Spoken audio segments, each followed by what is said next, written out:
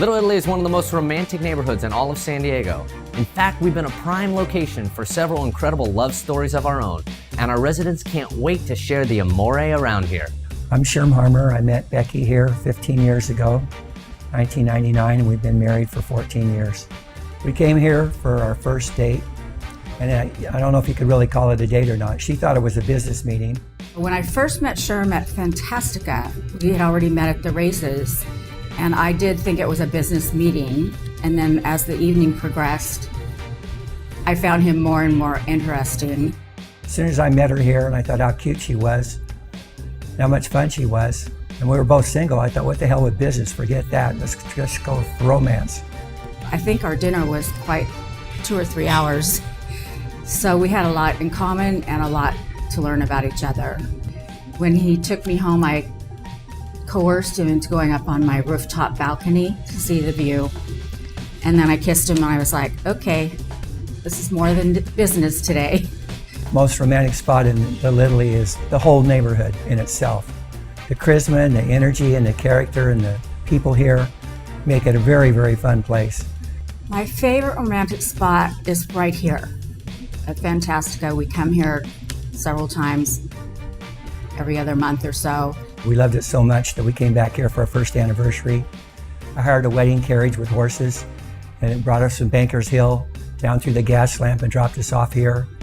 And at that table right behind you, we had our first anniversary. They put roses on the table for us, special dinner. It's a very romantic place. I'm Sarah Napoli. And I'm Anthony Napoli. We met in February 2003. We were actually right here in Cafe Zucchero when we met. And I was here for a business meeting, and Anthony was holding court at one of the tables with his real estate business, and apparently he spotted me at the counter and walked over. The words that swept her off her feet were, "You look like the type of person who's not only beautiful on the outside, but on the inside as well." And I meant it. And I had never said that to anybody before.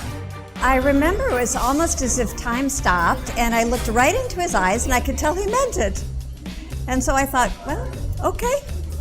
What the heck? Might as well strike up a conversation. Looks like he has a job, so what the heck? We went out on a few dates and discussing certain things. I told her that my favorite number was 11. Now, I got to be honest, this sounds like a chick story. But I'm telling it, and it's true.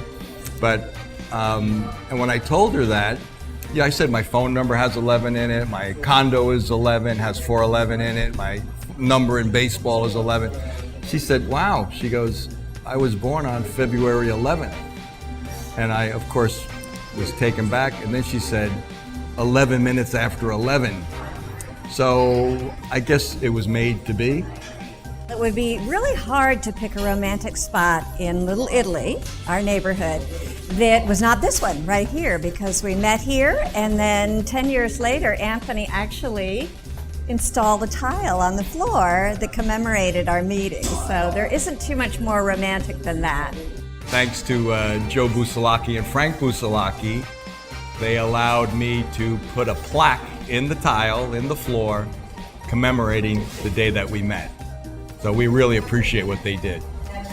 And so I gave him a pass for every gift for birthday, Valentine's Day, and anniversary for the rest of our life. But being such a romantic guy, he still does it all anyway. And that's amore in Little Italy. Until next time, arrivederci.